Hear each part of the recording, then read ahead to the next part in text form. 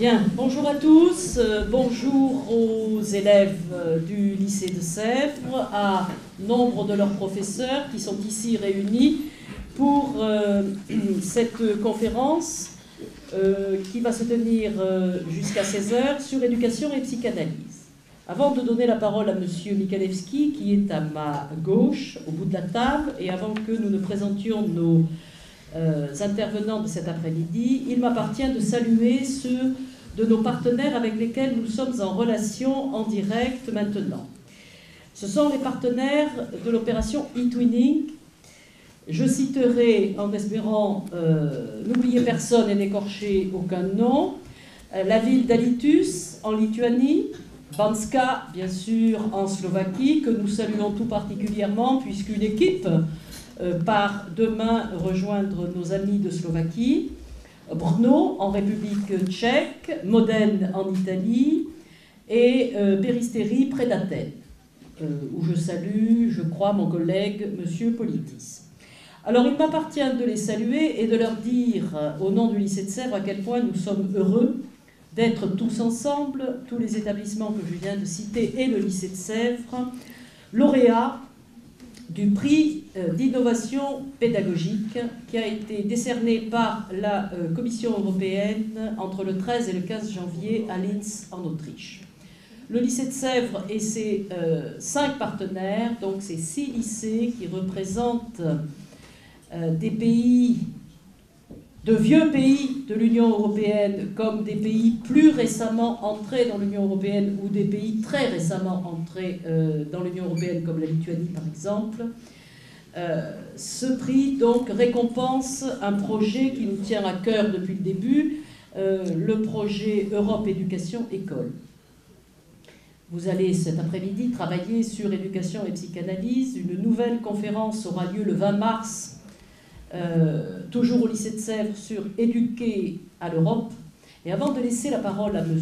Michalewski, qui va présenter ses hôtes et le déroulement de l'après-midi, il me paraît important de dire à nos partenaires, et à vous aussi, à nos partenaires, donc, à quel point nous croyons à cette modalité par le e-twinning, cette modalité de partage entre des pays très éloignés du nôtre, la Lituanie par exemple, très éloignés géographiquement, mais dont nous pensons qu'ils ne sont pas du tout éloignés de nous par les valeurs que nous partageons. Je pense à la Lituanie parce que c'est probablement le pays le plus éloigné géographiquement, mais ça vaut pour tous les autres. Ce partage grâce à l'e-twinning est quelque chose qui attire beaucoup les nouveaux entrants dans l'Union européenne. Vous savez que très récemment, nous sommes passés de 15 à 25. Et c'est complètement légitime puisque pour ces nouveaux partenaires, c'est une ouverture rapide, immédiate avec cette partie de l'Europe que nous représentons. Donc nous sommes très heureux et très fiers de ce prix de ce premier prix que nous partageons. Je dis à mes collègues, s'ils m'entendent, que j'irai en leur nom, bien évidemment, et au nom du lycée de Sèvres, recevoir les félicitations de l'Académie de Versailles et de notre recteur, avec bien sûr un grand merci à M. Michalewski. Ce sera mercredi 1er février et j'en serai très fière. Voilà, merci beaucoup à tous et je donne la parole à M. Michalewski pour le déroulement de cet après-midi.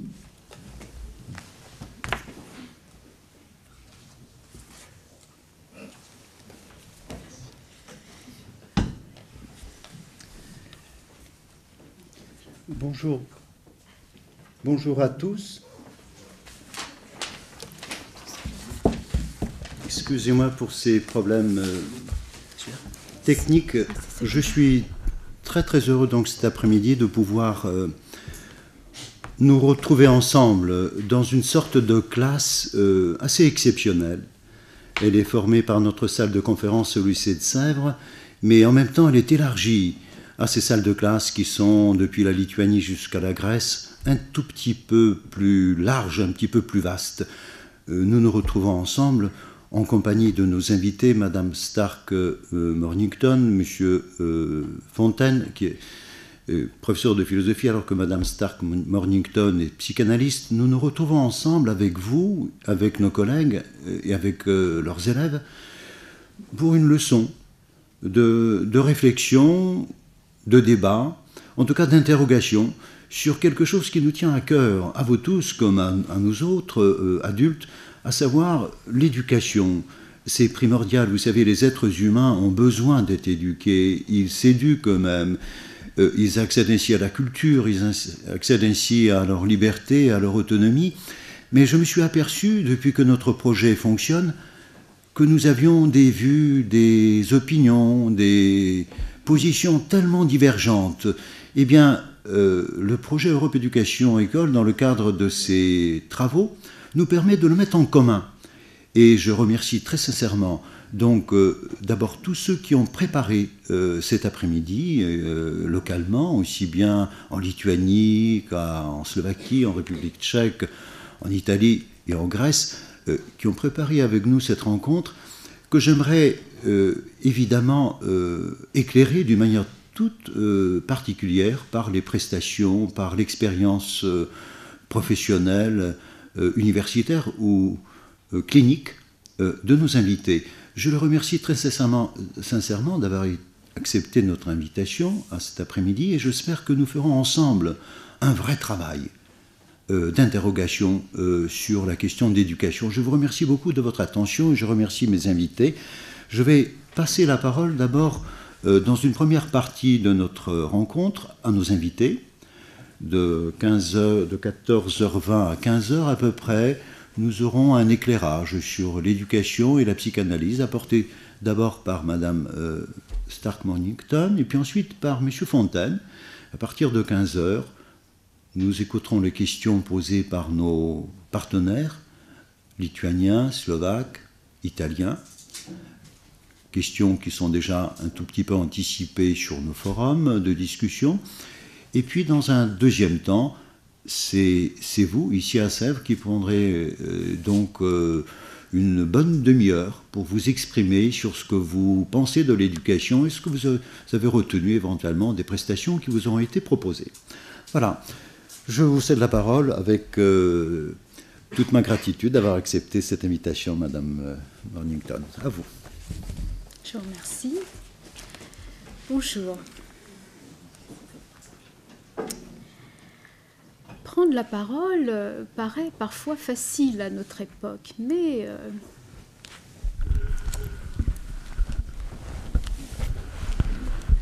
vous voyez que c'est pas si facile que ça. Prendre la parole, quand on vient de vous la donner, cela peut être périlleux. Vous avez senti cet espace silencieux qui s'est intercalé entre la fin de la phrase de M. Michalewski et puis le moment où j'ai pris la parole effectivement. Autrement dit, prendre la parole, c'est du côté du singulier. C'est-à-dire, c'est du côté de l'éthos aristotélicien.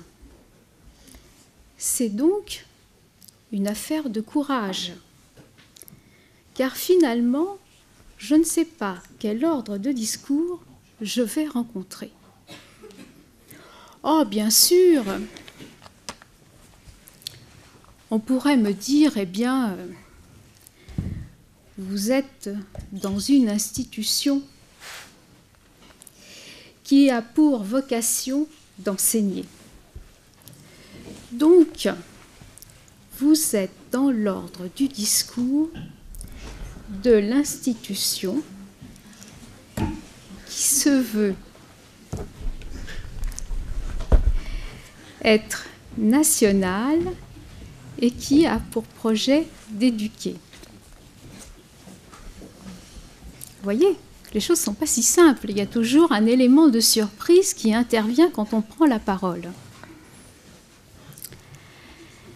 Cela signifie que d'emblée, il y a un ordre qui désigne pour le sujet qui parle ce qui est permis et ce qui ne l'est pas. Désigner un ordre, c'est induire une logique de loi, soit un usage d'une série de grilles qui définit une ligne de partage entre le dit, l'interdit et le commet partie.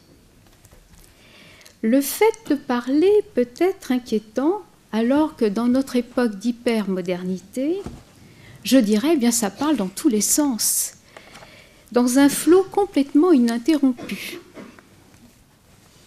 Et pourtant, quand il s'agit de prendre sa parole, eh bien, il y va d'un autre enjeu. Bien qu'immatérielle avant d'être écrite, une parole peut blesser, peut encourager, dominer, nommer, désigner. Mais comment? Eh bien, parce que dans le discours, le chiffre du désir apparaît chargé d'un comment c'est dit, d'un pourquoi c'est dit et du lieu d'où c'est dit. C'est bien ce que le contenu de mesdames et messieurs les proviseurs et les professeurs de français des lycées présents aujourd'hui témoigne quand certains font mention de la, je cite, vulnérabilité de l'enseignant dans la rencontre avec l'immaturité juvénile. Quand les élèves interrogent le rôle de l'enseignant dans le malaise de notre contemporanéité où la famille éclatée fait vaciller, je cite, l'idéal parental. Finalement, aborder la psychanalyse à partir de l'éducation fait énigme à l'orée du XXIe siècle. Parce que dans les discours qui sont autant de dispositifs symboliques dans lesquels nous sommes tous pris, les savoirs établis ont mis en question et sont mis en question par le discours de la science. Alors comment ça? Pour enseigner le latin à Jean, il ne suffit pas de connaître le latin, encore faut-il connaître Jean. Donc, l'éducation n'est pas seulement une affaire de connaissances. C'est une rencontre avec l'innovation, innovation étant création de l'enfant que l'on doit valoriser, m'a-t-on indiqué sur le forum. Mais qu'est-ce à dire? Au moment même où est prôné un formatage des enseignements, une évaluation généralisée, une surveillance digne du panopticon bentamien, où tout trouble dit de conduite est décrit comme autant de déficits neurocognitifs. Eh bien, c'est bien là où nous nous en étions restés au mois de décembre lors de notre dernière rencontre à Sèvres. Quand nous avions abordé ensemble la notion d'inconscient dans notre modernité, réduite à un ensemble de mécanismes neurobiologiques. Nous en étions restés sur le cogito, ou du moins je dois être un petit peu plus claire. C'est là où j'ai été arrêtée par un « Hep, madame, ça ne va pas du tout ». Ce que vous dites à propos de la science, du sujet de la science, ce n'est pas ça. Ce n'est pas parce que le sujet de la science défini par le cogito ergo sum de Descartes dit qu'il se sait penser qu'il pense, que vous pouvez dire que le sujet freudien n'est pas un sujet transparent. Et c'est vrai. Dans la tradition philosophique, le processus de pensée est une fonction autonome.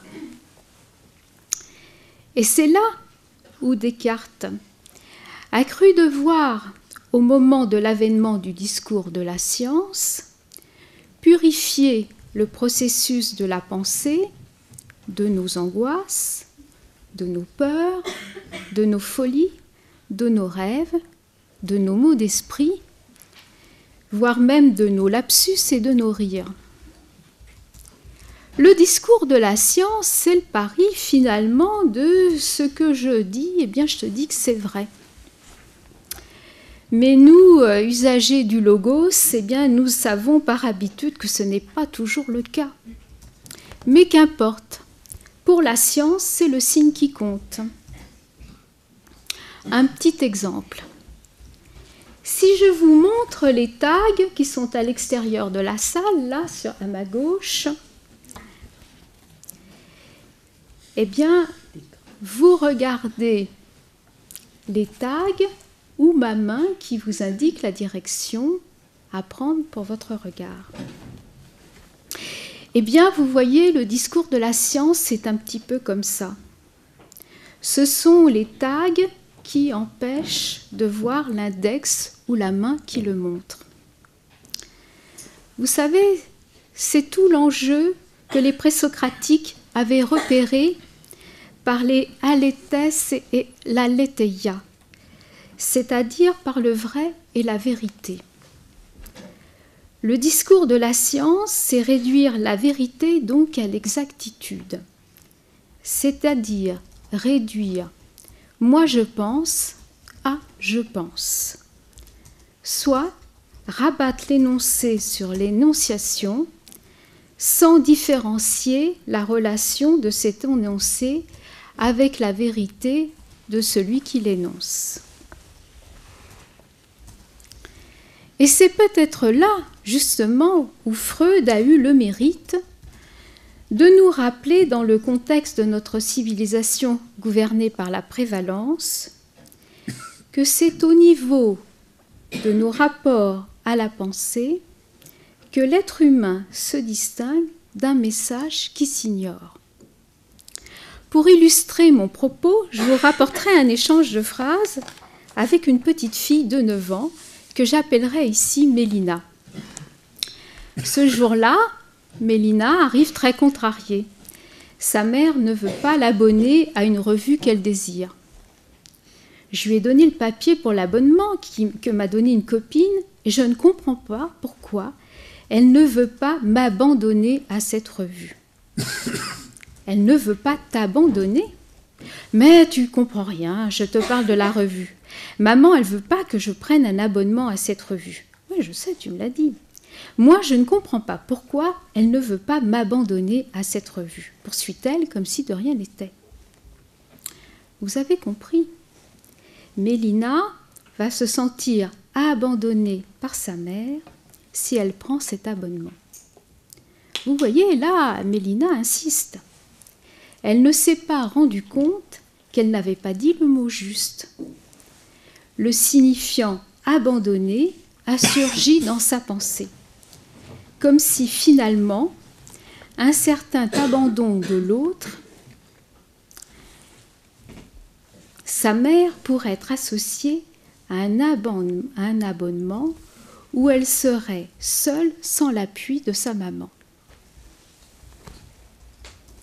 Alors pour ne pas conclure dans un premier temps, je dirais que certains pourraient interpréter cette invention de Mélina comme une faute de langage, comme une transgression, alors que d'autres pourraient l'accueillir comme une invention. C'est peut-être là où se loge la remarque du condensé de pensée du Forum de Sèvres, qui se reconnaîtra, j'en suis sûre, dans cette assertion. Je cite, « Un professeur tient donc parfois une place beaucoup plus importante que celle normalement attribuée. » Mais de quelle place s'agit-il là? Celle peut-être qui saura parier sur la dimension de ce savoir nouveau, qui, loin de s'en désoler ou de vouloir l'éliminer, proposera des approches inédites. Car nous savons qu'éduquer, c'est accompagner la plus délicate des transitions, où se réactualise pour chacun le moment de l'assomption dans le langage, soit cet instant où la langue de l'enfant n'a plus de mots pour décrire ce moment incertain, ce moment crépusculaire de l'enfance où l'avènement d'une femme ou d'un homme ne peut pas encore être mis en mots. D'où ces moments épinglés sous le vocable de crise, face à cette rencontre de ce qui se transforme en elle, en lui, comme difficulté de trouver le mot juste pour désigner ce qui surgit dans ses pensées ou dans son corps. Je vous remercie. Merci pour votre éclairage, madame. Je voudrais maintenant demander à Philippe Fontaine de nous donner l'analyse de l'éducation et de ses rapports avec la psychanalyse du point de vue philosophique. Je pense qu'au cours de cet exposé, qui nous prendra environ 25 à 30 minutes, vous noterez toutes vos questions, y compris par chat, que je recueille en direct, et le débat aura lieu aussitôt après. Vous allez pouvoir donc vous adresser à l'un ou à l'autre de nos conférenciers avec vos questions. Voilà. Je te cède la parole, Philippe, et l'antenne est à nous tous. Merci beaucoup. Alors, je voudrais pour ma part m'intéresser à la question du rapport entre les deux concepts qui font l'objet de notre débat, éducation et psychanalyse. Il ne s'agit pas, je crois, ici de réfléchir sur l'éducation séparément, ni sur la psychanalyse séparément, mais sur la relation qui est bien attestée ici par la conjonction de coordination et éducation et psychanalyse. Pourquoi réfléchir sur le sens donc de cette relation entre éducation et psychanalyse, qui sont deux réalités à première vue hétérogènes et même d'une certaine façon peut-être indifférentes l'une à l'autre. Toutes deux, éducation et psychanalyse, ont pourtant un dénominateur commun. Je le verrai, ce dénominateur commun, dans la reconnaissance de l'importance décisive de l'enfance dans les deux cas, importance de l'enfance dans l'évolution de l'homme. Les symptômes de l'adulte, dit Freud, ramènent toujours à la prime enfance, à la première enfance. L'enfance est donc le lieu de fixation des blocages névrotiques ultérieurs qui sont, comme vous le savez, à l'origine des différentes pathologies, des différentes névroses dont nous pouvons souffrir. Deuxième remarque, l'enfance est un passage, c'est une traversée, pour ainsi dire, dangereuse, en fin de compte, dans l'existence humaine. L'enfant, en effet, doit parcourir un long chemin, parsemé d'embûches, pour tenter de parvenir à la maturité de l'âge adulte. En un sens, le défi à relever pour l'enfant est de parcourir en seulement quelques années tout le chemin qui mena l'humanité des débuts de l'hominisation au progrès de la civilisation moderne. Comment un être aussi fragile et désarmé que l'enfant pourrait-il réussir une telle récapitulation ? Autrement dit, cette problématique est aussi celle de l'éducation. C'est pourquoi la question des rapports entre éducation et psychanalyse n'est pas arbitraire, mais découle au contraire de la nature même des deux projets en présence. Qu'est-ce donc que l'éducation ? Je crois qu'il est nécessaire de définir au préalable les termes en présence, puisque nous avons encore une fois à penser la relation entre deux termes. L'éducation désigne à la fois un processus et le résultat de ce processus. Le processus consiste en un travail de formation par lequel l'enfant est appelé à développer les facultés qui le définissent en tant qu'être humain, et le produit de ce travail de formation, qui est d'ailleurs en droit interminable. On peut considérer qu'on n'en a jamais terminé avec cette formation, qui est celle de l'éducation, et qui amène l'individu à réaliser les caractères spécifiques de son humanité, les caractères spécifiques de l'humanité de l'homme. Quelques remarques philosophiques minimales, si vous le voulez bien, ici, parce qu'elles me paraissent s'imposer. Si l'homme doit être éduqué, comme beaucoup de philosophes l'ont dit, c'est qu'il n'est pas tout fait à la naissance. On peut dire que l'homme n'est pas achevé, qu'il n'est pas terminé, qu'il n'est pas fini. Il n'est pas définitivement achevé ni constitué. L'homme doit devenir ce qu'il a à être. C'est pourquoi, comme le dit par exemple Kant, dans ses réflexions sur l'éducation, puisque Kant a considéré que l'éducation était un problème suffisamment important pour y consacrer un volume entier, Kant le dit donc, l'homme est la seule créature qui doit être éduquée. Ou encore, il dit un peu plus loin, l'homme ne peut devenir homme que par l'éducation, il n'est que ce que l'éducation fait de lui. Il faut bien remarquer, ajoute-t-il, que l'homme n'est éduqué que par des hommes, et Kant, quelque part, regrette que l'éducation de l'homme ne soit pas confiée à des êtres divins, mais comme vous savez, ce n'est pas le cas. et par des hommes qui ont également été éduqués. Il fait donc allusion ici à la difficulté de cette tâche éducative qui ne peut être prise en charge que par des hommes qui ne sont que des hommes, si j'ose dire. Alors, que l'homme ait besoin d'être éduqué provient, je l'ai dit, du fait que l'homme ne naît pas tout achevé, tout fait, et que le propre de la nature humaine est précisément de s'excepter de toute nature, entre guillemets, c'est-à-dire de tout déterminisme, instinctif ou instinctuel. Alors que l'animal, à la naissance, est déjà tout ce qu'il peut être, l'homme n'est rien, comme beaucoup de philosophes l'ont dit, et peut donc tout devenir. L'homme est ainsi l'être des lointains, c'est-à-dire l'être des possibles. Dégagé de toute détermination de nature, l'homme, comme le dira Sartre à notre époque, est condamné à être libre. Ça veut dire que l'homme ne pourra pas ne pas choisir de devenir ceci ou cela. Puisque rien ne commande son destin, l'éducation doit donc être l'éducation à la liberté. Elle ne peut viser d'autre but que de libérer l'enfant de la pression de ses pulsions. Nous aurons l'occasion d'y revenir. L'homme n'est pas libre d'emblée, mais il peut et doit le devenir. L'enfant est appelé à devenir ce qu'Aristote qualifiait d'animal raisonnable. Raisonnable d'ailleurs ici ne voulant pas dire que l'homme est raisonnable, mais simplement qu'il peut le devenir, ce qui n'est pas la même chose. Capable de penser par lui-même et de s'autodéterminer, c'est-à-dire de se donner à lui-même les lois, les principes selon lesquels il décidera d'organiser son existence et de se choisir. C'est le principe de la liberté défini philosophiquement comme autodétermination, l'autos nomos, la loi, le principe que je me donne à moi-même. Afin d'éviter tout malentendu, et je pense qu'il y a un certain nombre de malentendus de cette nature dans différentes questions qui nous ont été posées, je crois qu'il faut préciser le sens d'une distinction entre deux termes, distinction qui me paraît décisive, distinction entre éducation d'une part et instruction d'autre part. L'instruction se définit nominalement comme la transmission de connaissances. C'est pourquoi elle ressortit à l'école, aux maîtres, aux professeurs, aux éducateurs, aux enseignants, etc. L'éducation est un concept qui a une signification plus large, plus radicale aussi, me semble-t-il, que la simple instruction.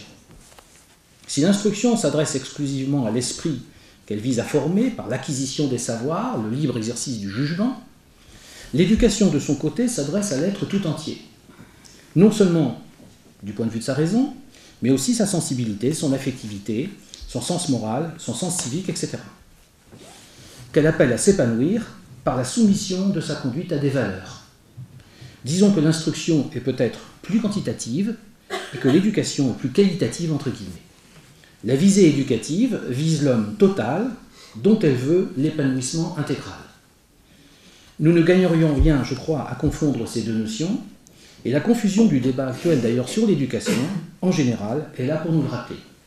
Par exemple, peut-on demander à l'école non seulement d'instruire, ce qui est en effet sa mission première, mais aussi d'éduquer?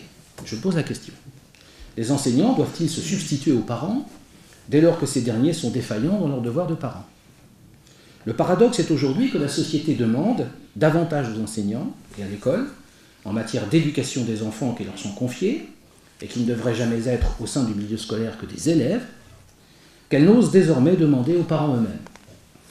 La mission première de l'école, rappelons-le, n'est pas de remédier aux carences familiales et sociales en matière d'éducation, mais d'éduquer au sens qui consiste, qui signifie le fait d'éveiller l'homme en l'enfant, en lui proposant d'adhérer librement aux valeurs fondamentales de l'existence humaine, des valeurs constituées par des fins qui valent absolument, nécessairement, universellement, qui, partout et toujours, sont dignes d'être poursuivies par tout être raisonnable, par toute conscience humaine digne de ce nom.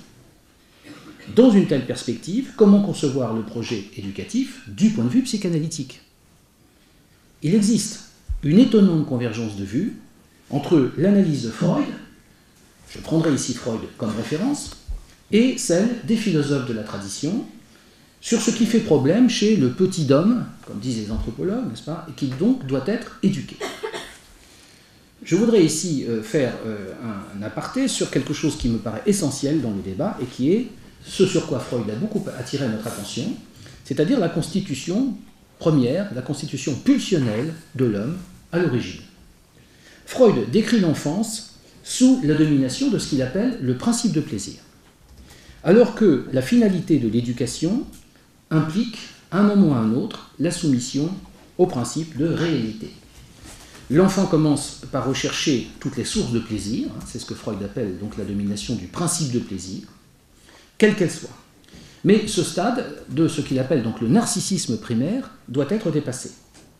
Il n'est pas possible en effet pour l'enfant de ne pas accepter à un moment donné, à un moment ou à un autre, de se confronter à la réalité qui s'impose nécessairement, vous l'avez remarqué, comme source de déplaisir, ne serait-ce que parce qu'elle n'autorise plus systématiquement la satisfaction des exigences pulsionnelles du premier âge.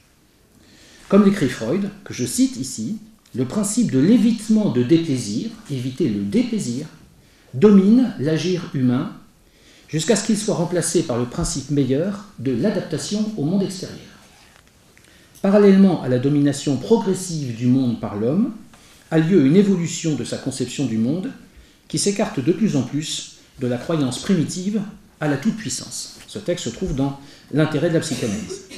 Autrement dit, qu'il le veuille ou non, et l'enfant ne le veut pas spontanément, il faut bien le dire, l'enfant doit renoncer tôt ou tard à ce que Freud nomme l'omnipotence narcissique infantile, très exactement. C'est-à-dire le sentiment de toute-puissance que le petit enfant a pendant les premiers mois, les premières années de sa vie. Situation fantasmée de toute-puissance qui caractérise le stade primaire de ce que Freud appelle l'auto-érotisme. Cet état narcissique premier correspond à la croyance de l'enfant à la toute-puissance magique de ses pensées et à la toute-puissance de son désir. Sans aucun doute, le rôle de l'éducation est d'amener l'enfant à renoncer à un tel fantasme d'omnipotence qui, s'il devait se prolonger, signerait l'entrée de l'enfant dans le monde déstructuré de la psychose.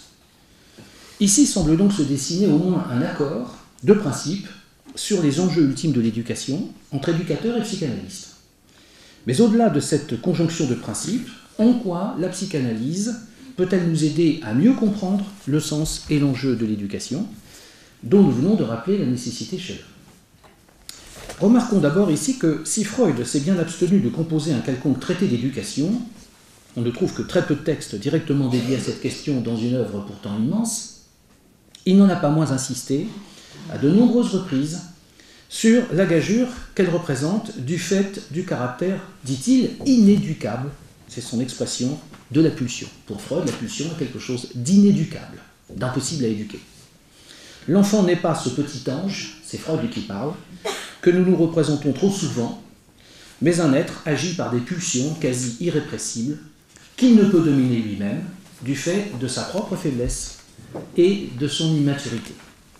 Je signale au passage d'ailleurs que ces pulsions, sous la domination desquelles se trouve d'abord l'enfant, ne constituent pas un danger essentiellement pour les autres, mais d'abord un danger pour l'enfant lui-même. L'éducation doit donc viser à restreindre les prétentions exorbitantes des pulsions issues du ça, de l'inconscient profond, et ceci par un système de régulation, d'interdits, de règles, de principes qui sont imposés et qui doivent être imposés d'abord par les parents. Les parents sont les premiers éducateurs, faut-il le rappeler. L'éducation va donc consister, d'un point de vue strictement psychanalytique, auquel je me tiens ici, à donner à l'enfant les moyens de se défendre contre les exigences pulsionnelles issues du ça, devant lesquelles il est encore sans défense. Pour ce faire, l'enfant doit intérioriser l'interdit proféré par les parents et se constitue ainsi ce que Freud appelle dans son vocabulaire un surmoi. Le surmoi étant une instance psychique qui en gros correspond à une sorte de conscience morale. Ce qui fait que plus tard nous disons tiens, je n'ai pas le droit de faire ça, j'ai envie de le faire mais je ne le ferai pas, ou qui fait que nous avons une mauvaise conscience ou un sentiment de culpabilité après avoir fait quelque chose que peut-être nous n'aurions pas dû faire, etc. C'est ce que Freud appelle le surmoi, qui est donc une instance très importante que l'enfant doit vraiment constituer à un moment ou un autre de son développement, car c'est ce qui permet de s'opposer efficacement aux pulsions archaïques des processus primaires, c'est-à-dire un certain nombre d'exigences qui viennent de son propre inconscient, qui viennent de l'intérieur, n'est-ce pas, si j'ose dire. Aussi faut-il avoir le courage et l'honnêteté intellectuelle, surtout aujourd'hui, de reconnaître et de dire que toute éducation implique un minimum de contraintes imposées aux exigences sans limite de l'inconscient. Sur cette question précise, on sait d'ailleurs qu'aujourd'hui, le débat fait rage et les tenants de différentes conceptions de l'éducation s'affrontent, parfois sans aménité. Il n'est pas question, évidemment, ici pour moi d'entrer dans cette polémique, mais une chose du moins est sûre, s'il s'agit d'être fidèle, en tout cas, à l'intitulé même de notre débat, d'un point de vue psychanalytique, encore une fois, l'excès de tolérance, voire le laxisme, dans le rapport de l'adulte à l'enfant, est, contrairement à une opinion aujourd'hui élevée à la dignité de dogme pédagogique incontestable, hautement préjudiciable à l'enfant lui-même, je dis bien à l'enfant lui-même, quant à son devenir et son équilibre psychologique futur. Les textes abondent, tant chez Freud lui-même que chez ses disciples. On en trouvera un certain nombre dans le texte que M. Michalewski mettra en ligne à la suite de ce débat. Je n'en citerai ici qu'un de Freud lui-même.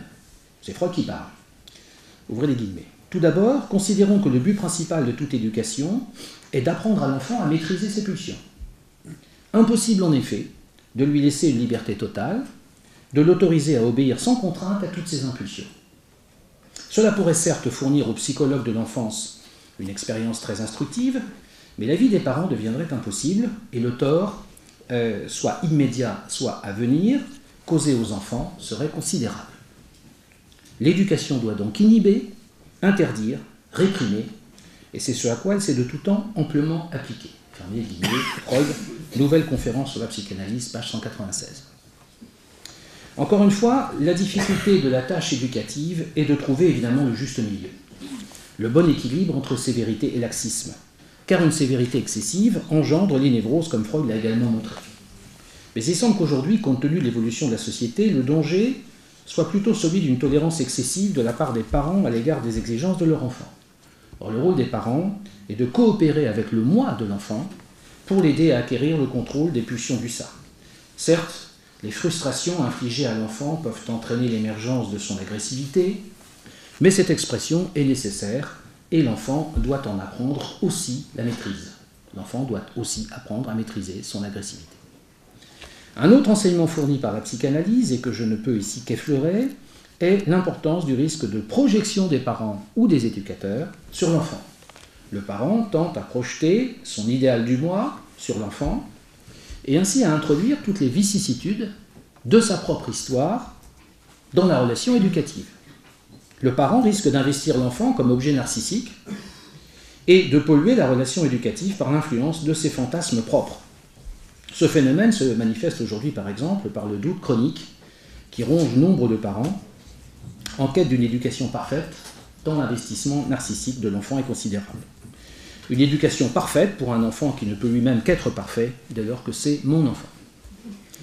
Ainsi s'explique la réification du rôle parental, la croyance en une science de l'éducation, entre guillemets, ultime avatar, pathétique et dérisoire, du positivisme ambiant, généralisé à la totalité des secteurs de l'existence humaine, et qui induit la notion si répandue que la bonne qualité parentale s'enseigne, s'acquiert, et qui explique la grande demande d'aide en ce domaine auprès des spécialistes. L'interférence de l'inconscient parental dans la relation éducative induit toutes sortes d'avatars dans le développement de l'enfant, dont il serait trop long de faire la liste ici. Mais les cliniciens pourraient faire cet inventaire mieux que moi. Il suffit d'avoir conscience pour le moins du risque de projection de la part des parents. Il est peut-être plus difficile en effet pour des parents d'aimer leur enfant plutôt que de l'idéaliser, ce qui n'est pas du tout la même chose. Dans ce dernier cas, le rôle de parent se joue comme contre-investissement et formation réactionnelle. Il faudrait également insister sur la nécessaire différenciation entre le rôle du père et celui de la mère, qui ne sont pas substituables, contrairement à ce qu'on a l'air de dire aujourd'hui, mais tous deux nécessaires et certes complémentaires. La différence entre la mère et le père n'est pas seulement biologique et naturelle, bien qu'elle le soit d'abord, elle est aussi symbolique et d'institution. Là encore, un principe se dégage clairement. Il est nécessaire qu'à un moment donné, l'enfant se dégage de la situation première de fusion charnelle, affective avec sa mère, ce qui ne se peut qu'avec l'aide de la figure paternelle, ce que Lacan appelle le nom du père. Au final, l'éducation a pour but de rendre possible le processus de sublimation. Ça, c'est un terme très important sur lequel il faudra avoir le temps d'insister, dont l'importance est en effet considérable pour le processus de civilisation tout entier. La sublimation consiste en effet à dériver la pulsion vers des buts non sexuels et constitués par des objets ou des activités socialement valorisées. On peut donner comme exemple l'activité artistique ou l'investigation intellectuelle, aussi bien que la quasi-totalité des fonctions sociales qui s'alimentent à cette énergie que constitue ce que Freud appelle la libido. sans laquelle nous ne pourrions rien faire de notre vie, semble-t-il. C'est peut-être par la médiation de la sublimation, en tant qu'aide à l'œuvre de civilisation et de culture, que psychanalyse et éducation nourrissent le même projet, l'accession à l'autonomie et à la liberté. C'est sur cet aspect, évidemment, que je voudrais conclure. Il s'agit au fond, dans les deux cas, de résoudre le même problème. Comment puis-je être libre si je suis gouverné par mon inconscient? Si ce travail est difficile, il n'est pas impossible. Il s'agit d'établir ce que le philosophe Castoriadis appelle une subjectivité réflexive et délibérative. La sublimation est ainsi une acculturation au sens fort. Elle constitue la partie positive de l'éducation, ou du moins la rend possible. Comme le dit le philosophe Paul Ricoeur, l'éducation nous rappelle le mouvement par lequel l'homme est conduit hors de son enfance. Ce mouvement est au sens propre une éruditio, en latin c'est une érudition, où l'homme se désarchaïse. Mais c'est aussi une Bildung, en allemand, c'est-à-dire une formation, si vous préférez, une éducation, au sens fort, au double sens d'une édification et d'une émergence des Bilders, c'est-à-dire des images de l'homme qui jalonnent la promotion de la conscience de soi.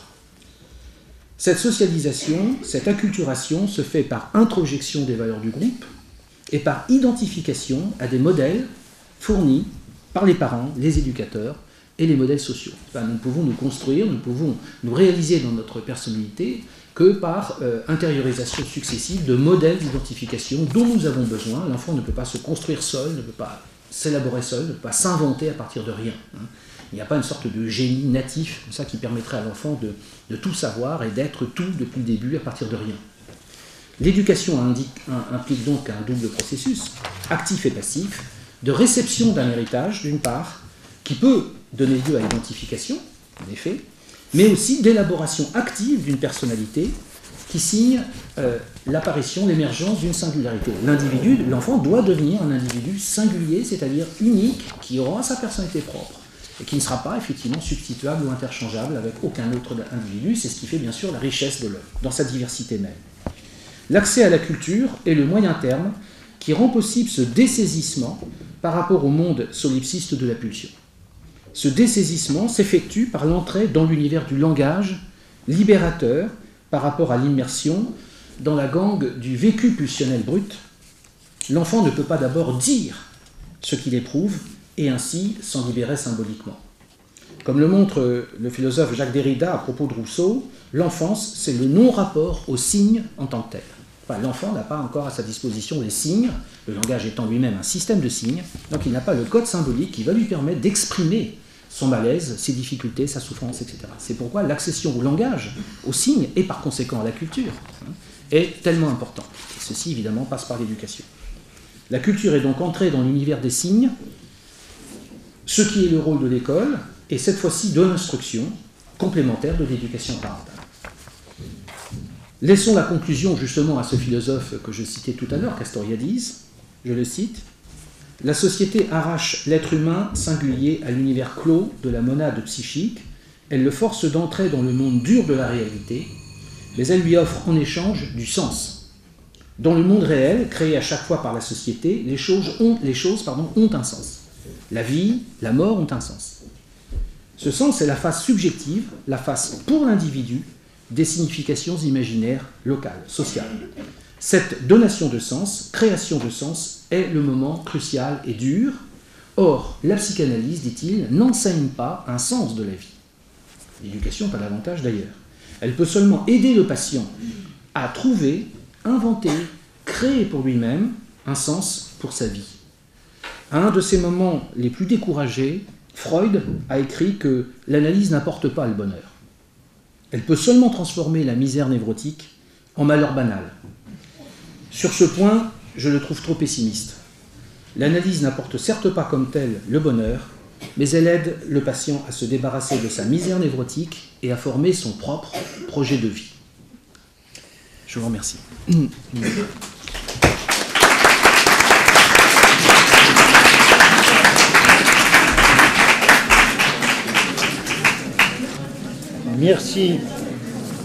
Merci donc Philippe Fontaine pour votre exposé. Je pense que vous avez tous noté les diverses questions qui vous intéressent. Je me permets de donner la priorité à nos partenaires qui nous ont écoutés, qui nous ont posé déjà un certain nombre de questions par écrit. Je me fais un petit peu leur porte-parole. Et en tout premier lieu, je voudrais m'adresser à Madame Françoise Stark-Mornington avec la question qui est en même temps une objection formulée par Monsieur Emilios Politis de Péristérie, qui estime que la psychanalyse en tant que telle, en tant que pratique, en tant que thérapie, s'occupe de l'individu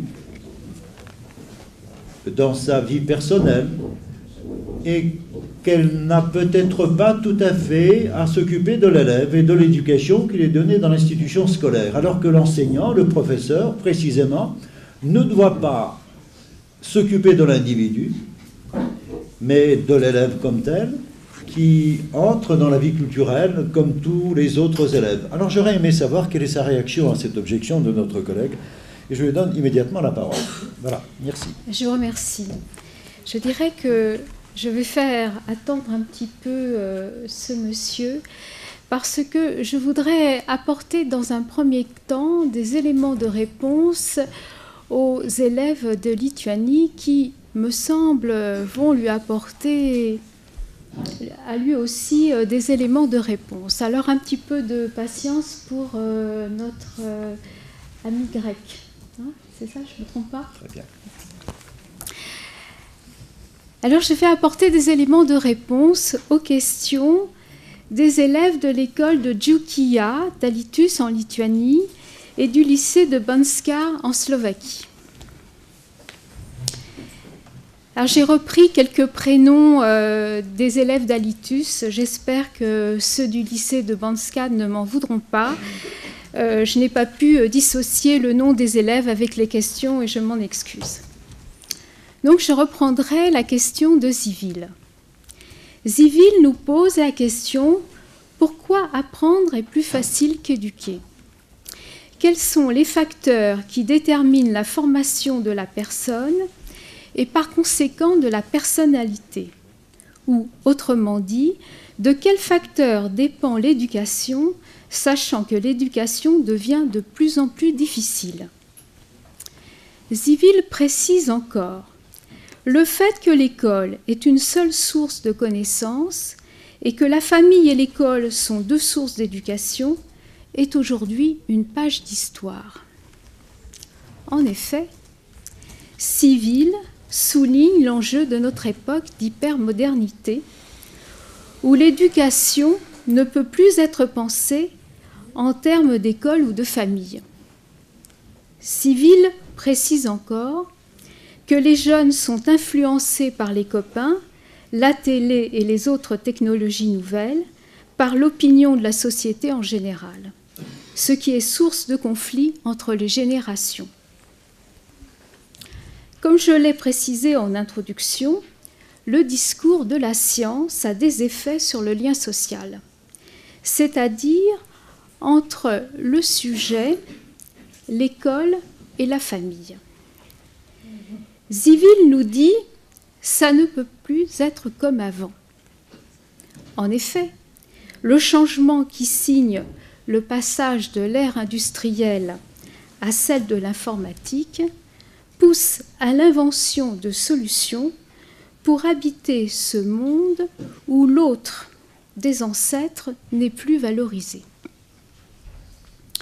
Dans ce monde en voie de globalisation, la rupture avec les idéaux qui faisaient encore tenir l'école et la famille il n'y a pas si longtemps écrase l'axe vertical des identifications. Cela signifie quoi? Cela veut dire qu'être jeune en 2006, c'est construire une voie nouvelle par laquelle le maniement de la parole ne peut pas être appréhendé comme au XXe siècle. C'est s'inscrire de façon inédite dans le langage. C'est peut-être une des raisons qui fait dire à Alma que l'école peut apparaître ennuyeuse et parfois même dégoûtante, et qu'elle ne peut pas intéresser du tout. En effet, on peut se demander quelle est l'utilité du savoir scolaire lorsqu'il apparaît comme un savoir véhiculé par des objets, des livres en l'occurrence, qui sont autant de modes de présentification trop éloignés, décalés dans leur rapport à notre temps. Alors, à quoi ça sert d'apprendre, rétorque Alma. Eh bien, je dirais que je ne sais pas à quoi ça sert. Je sais simplement que l'ignorance peut être frappée, elle aussi, d'inutilité, et que le savoir peut être un moyen d'être au monde, c'est-à-dire de rencontrer le monde. En effet, l'école se situe entre la famille et la société. C'est le lieu où l'enfant rencontre, par le biais de formations dites scientifiques, des valeurs universelles qui lui permettent de se distancier de sa vie immédiate, de se détacher de la sphère sans liberté du sentiment et de l'impulsion pour l'installer dans le domaine de la pensée. C'est donc le lieu où l'enfant va avoir conscience de lui-même. Ce qu'il fait, ce qu'il produit, va lui permettre d'accéder à une nouvelle signification de son être. Alma interroge la question de l'autorité authentique dans son rapport à la liberté. Quand l'école se montre ennuyeuse et dégoûtante, et que le petit enfant est forcé de renoncer à jouer et de s'intéresser à ce qui ne l'intéresse pas, comment peut-il rencontrer vraiment le besoin de connaissance? En effet, c'est tout l'enjeu de la différence entre l'autorité authentique, l'autorité autoritaire et l'autorité naturelle. L'autorité, d'un point de vue étymologique, vient du substantif auctor, c'est-à-dire une autre façon de désigner l'implication de l'auteur dans son œuvre. Si vous voulez, c'est une autre façon de désigner la responsabilité. L'autorité authentique, c'est l'autorité d'un professeur que vous aimez bien, parce qu'il exerce son autorité par rapport à la liberté. L'autorité authentique se traduit par un certain mode de présence, par un certain savoir-y-faire qui vous permet, par ses interventions, de trouver la force d'une interprétation.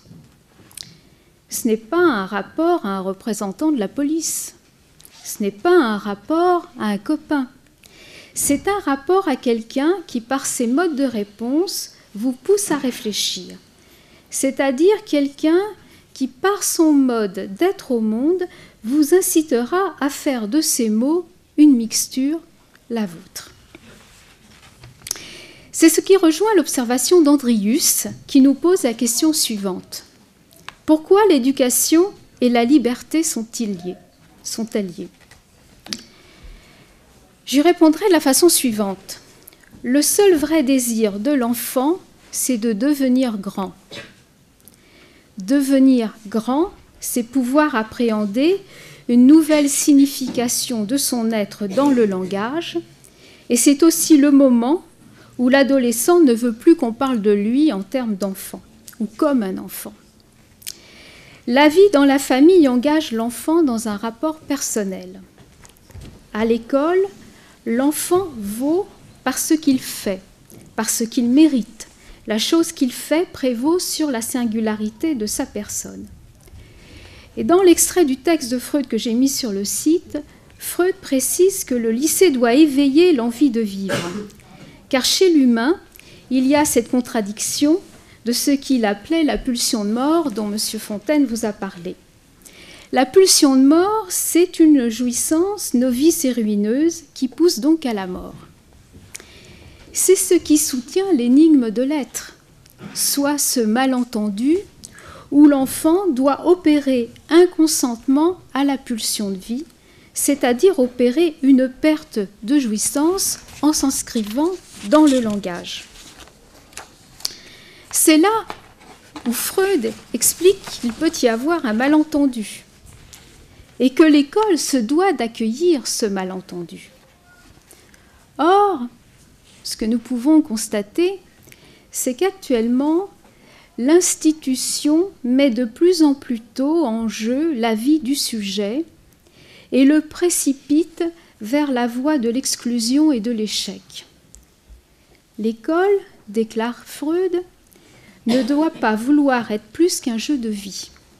Elle se doit de mettre du jeu dans la vie, à savoir un temps pour l'enfant, pour qu'il puisse voir le stade fâcheux où il se trouve, un moment pour comprendre que l'on peut lui accorder, soit le temps qui lui est nécessaire, et enfin un moment pour conclure à la nécessité d'introduire pour chacun du jeu dans la vie. Civil nous pose encore cette question qui est primordiale et je pense qui vous préoccupe. Quels sont les facteurs qui déterminent la formation de la personne et par conséquent la personnalité? Je pense que Civil pense à cette époque que nous avons l'habitude de désigner par le terme de puberté. Pour la psychanalyse, l'adolescence correspond à la façon, j'allais dire un temps, dont un sujet va se débrouiller avec la rencontre du désir sexuel et savoir y faire avec. Freud parlait de métamorphose de la puberté pour souligner comment certains choix de l'enfance sont réactualisés à l'adolescence. C'est-à-dire les différents choix d'objets selon ses identifications qui déterminent comment il veut habiter le langage en tant que femme ou en tant qu'homme. Ce choix a la dimension d'un acte, car l'adolescent affronte dans son corps le réel de sa jouissance. Réel qui vient faire effraction sur le mode hors sens dans le discours. C'est ce que Freud avait découvert dans sa clinique, à savoir que le réel en jeu est une disjonction fondamentale, un non-rapport structural entre la femme et l'homme. La jouissance de l'autre sexe se heurte toujours à un impossible, à un non-rapport. C'est la réponse du malentendu du corps face à ce que Freud a appelé la libido, qui échappe à tout entendement et qui est donc hors corps. Ce qui renvoie le sujet à la solitude ou au sentiment d'être incompris de l'autre. C'est là où le sujet rencontre un trou dans le savoir sur le sexe, au-delà de l'acte codé, ce qui aura des conséquences sur la façon dont il apprendra ensuite le monde à partir de sa réalité psychique. Voilà, dans un premier temps, c'est ce que je pourrais apporter comme élément de réponse. Est-ce que dans le sillage de ce qui vient d'être développé, on pourrait intégrer deux questions qui me parviennent sur le chat depuis Alitus précisément.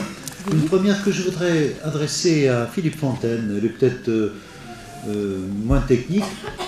Est-il, comment dirais-je, exact que Freud réserve la réflexion sur la psychanalyse aux seuls spécialistes? A-t-on raison d'affirmer, d'après Freud, que la réflexion sur la psychanalyse requiert de compétences spécifiques, ou bien d'autres que les psychanalystes peuvent-ils s'en expliquer? Quel est ton sentiment, Philippe? C'est une question difficile qui d'ailleurs s'adresserait plutôt à une psychanalyste patentée qu'à moi-même, qui ne suis pas psychanalyste.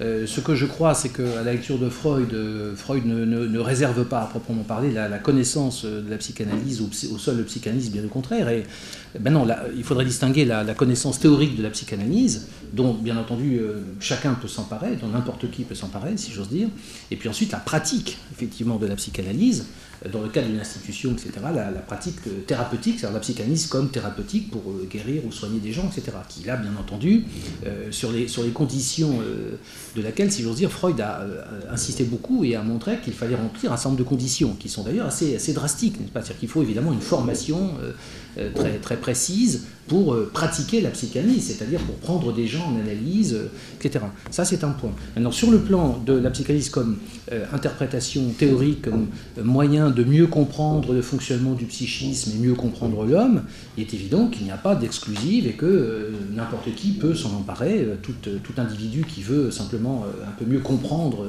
ce qu'est l'esprit humain, le psychisme, et qui veut y voir un peu plus clair dans sa vie, bien entendu, peut s'intéresser à la psychanalyse et à mon avis a même intérêt à le faire. J'ajouterai une dernière chose d'ailleurs, Freud dit à propos de notre sujet éducation et psychanalyse que les meilleurs éducateurs seraient précisément à ses yeux ceux qui auraient une petite connaissance de la psychanalyse, et en tout cas ceux qui auraient intégré le geste psychanalytique par excellence, si j'ose dire, c'est-à-dire le retour à sa propre enfance et une certaine connaissance de sa propre enfance ou de ses propres complexes ou de sa propre organisation de sa personnalité. Donc on voit bien par là que Freud ne jette aucune exclusive évidemment sur le partage du savoir psychanalytique, bien au contraire.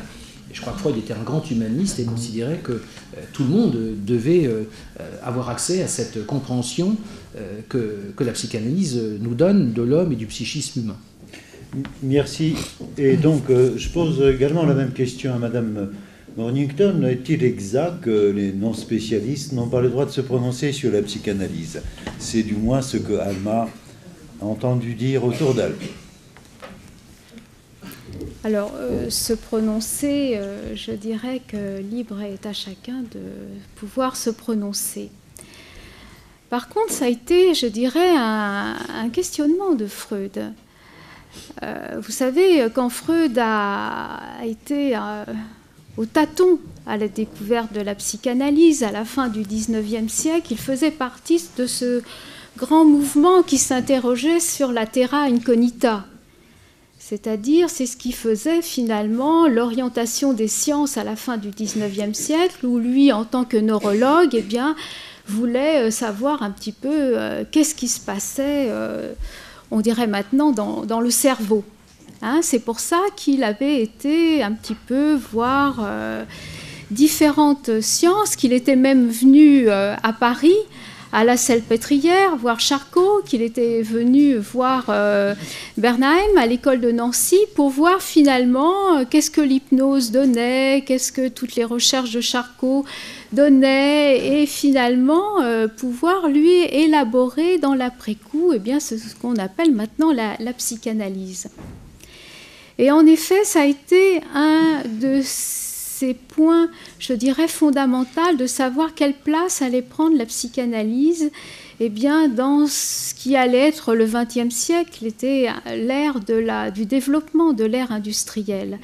Quelle place la psychanalyse allait pouvoir garder au cours de l'évolution du temps. Eh bien, c'est une question qu'il a posée finalement en se demandant si la psychanalyse pouvait être enseignée à l'université. Et comment pouvait-elle être enseignée à l'université? Parce que finalement, c'est vrai qu'à l'époque de Freud, ne pouvait être que psychanalyste que, dans un premier temps, que les psychanalystes qui étaient de formation médicale. Et Freud s'est très vite rendu compte qu'en fait, il pouvait en être autrement, puisque la clinique même de la psychanalyse lui démontrait que la psychanalyse pouvait être laïque, c'est-à-dire qu'elle pouvait s'adresser à des profanes, d'où son interrogation d'un questionnement infini à propos de la psychanalyse. Merci madame. Avant de donner la parole tout à l'heure à notre public sévrien, je voudrais vous donner à l'un et à l'autre une deuxième question qui nous vient également d'Alitus. et qui a une signification très, très concrète, très existentielle. Chaque enfant, dit Raza, voudrait être remarqué, voudrait être apprécié. Comment l'école pourrait-elle aider un enfant qui est toujours humilié dans une famille d'alcooliques? Question redoutable. Philippe, l'école... Comment l'enfant pourrait-il être remarqué, tu as dit, c'est ça? Tout enfant voudrait être remarqué, apprécié, estimé. Or, il se trouve qu'il vit dans une famille de parents alcooliques. Comment l'école pourrait-elle l'aider à accéder à ce qu'il désire? Vous répondez peut-être maintenant. Non, allez-y, en ce qui me concerne, je dirais que c'est une question évidemment assez terrible, compte tenu de l'exemple qui est pris, mais qui nous met au cœur du sujet, justement, qui est le problème du rapport. Je n'ai pas eu le temps d'en parler, bien sûr, mais le problème du rapport est surtout, je crois, de la distinction qui existe entre l'école et le milieu familial, précisément. Et je crois qu'il faut bien insister sur le fait que l'école, je l'ai dit rapidement tout à l'heure dans mon exposé, l'école ne doit pas se substituer au milieu familial, puisque le milieu familial, et en particulier les parents, ont un certain nombre de responsabilités dans l'éducation de leurs enfants, car si les parents ne font pas un minimum d'éducation par rapport à leurs enfants, on voit mal qui pourra le faire, bien entendu. Mais par contre, il en résulte aussi, par ailleurs, que l'école a un autre rôle que le rôle des parents. Et c'est pourquoi d'ailleurs l'école ne doit pas substituer à eux. Et dans cet autre rôle, il y a précisément la possibilité pour un enfant qui est dans une situation difficile du point de vue même de son milieu familial, de son origine. C'est tout le problème de l'origine socio-économique, socio-culturelle, etc., et de l'origine des enfants et des élèves. Je crois que je serais tenté de dire que, et ça n'est pas du tout une façon pour moi de ne pas répondre à la question, mais je serais tenté de dire que justement, l'école, d'une certaine façon, ne doit pas se préoccuper, si j'ose dire, du milieu d'origine de l'enfant, dans la mesure même où elle est là pour lui apporter autre chose que ce que peut-être l'école, le milieu familial, pourra lui apporter. Et donc il me semble que, précisément, plus le milieu familial est détérioré, plus le milieu familial est altéré, catastrophique. Là, on prend l'exemple d'un couple parental d'alcooliques. Bon, pourquoi pas, effectivement. Plus le milieu familial, par conséquent, d'origine est mauvais et négatif, plus l'école, précisément, a un rôle à jouer. Et je pense que si l'enfant va être remarqué, j'utiliserai peut-être un autre terme, qui est le terme simplement de reconnaissance, au meilleur sens du terme, dans sa singularité, dans sa personnalité, dans ce qu'il est en tant qu'individu, et qui est, par définition, peut-être humilié, justement, dans ce milieu familial catastrophique, qu'on prend ici comme exemple, je crois que c'est justement le rôle de l'école d'être en mesure de reconnaître cet enfant, précisément. Je pense que s'il peut être reconnu quelque part, c'est précisément dans l'école, c'est précisément par les enseignants, par les éducateurs qu'il aura en face de lui. Et si l'école, à ce niveau-là, fait effectivement son travail, si elle remplit sa mission, c'est là, et peut-être nulle part ailleurs, que cet enfant trouvera en effet la reconnaissance. Précisément, d'ailleurs, pour des raisons que Hegel explique très bien, puisque tu as fait allusion tout à l'heure à Hegel, qui est que dans la relation familiale, il y a un aspect affectif extrêmement important qui est investi. Or, cet aspect affectif, que je ne veux évidemment pas dénigrer, n'est plus du tout celui qui va être opératoire au niveau de l'école. Et donc, du coup, l'enfant à l'école sera reconnu pour ce qu'il est, indépendamment du fait qu'il est normal pour les parents d'aimer leurs enfants, etc., mais simplement par rapport à ce qu'il est dans sa personnalité propre, et sans qu'il y ait d'interférence avec des affects personnels qui peuvent être plus ou moins, qui peuvent avoir un rôle d'interférence négative. Donc je crois que, moi je ne serais pas du tout désespéré, au contraire, je dirais que d'une certaine façon, plus le milieu parental fait problème, plus l'école est nécessaire, indispensable, et je crois d'ailleurs que c'est l'honneur et la dignité de l'école. Et quand je dis l'école, c'est l'institution scolaire, de la maternelle à l'université, c'est l'honneur et la dignité, je crois, de l'institution scolaire, que de précisément pouvoir donner cette reconnaissance et aider quelqu'un à construire sa personnalité, à élaborer un projet de vie, indépendamment et quelles que soient les conditions familiales d'origine qui peuvent malheureusement, et qui trop souvent, dans un certain nombre de cas, sont effectivement absolument défavorable.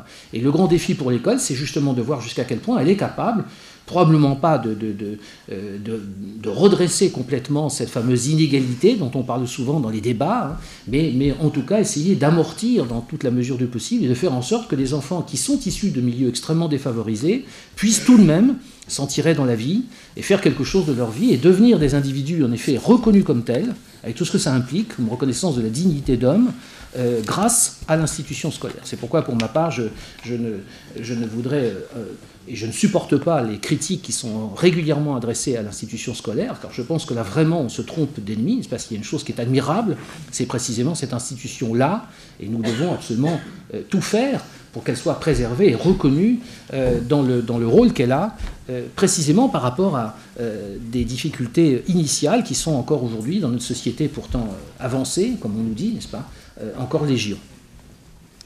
Merci Philippe. Je voudrais que Madame Ornington nous donne également son éclairage sur cette question et nous passerons ensuite aux questions posées par Modène. Alors Raza nous pose une question évidemment importante, comme vient de le préciser Monsieur Fontaine, à savoir comment un signifiant peut épingler un enfant. Famille alcoolique ou famille d'alcooliques. Quel est le pouvoir de ce signifiant sur cet enfant, même quand il vient rencontrer l'école? Quel poids ça peut avoir sur lui? Certainement le poids, comme nous dit Raza, elle nous dit, eh bien, ça a le poids qui va engendrer finalement une attitude un petit peu agitée, comme on dirait maintenant, hein? Une attitude qui pousse l'enfant que Raza désigne, eh bien, à se faire remarquer. Alors, en effet, comment l'enseignant peut accueillir eh bien, cette agitation, hein? Et c'est là où s'inscrit la question de M. Politis, je crois.